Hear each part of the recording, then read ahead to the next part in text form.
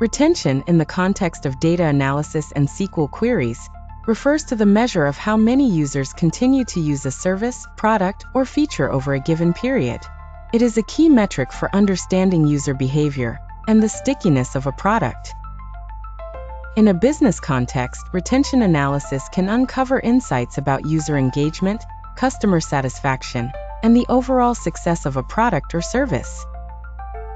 To calculate retention in BigQuery, you would typically deal with creating some CTE in SQL.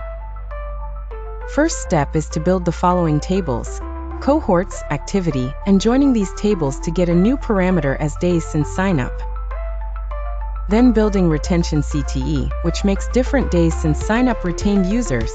At the end, we divide dx_retained with installs. Episode 1.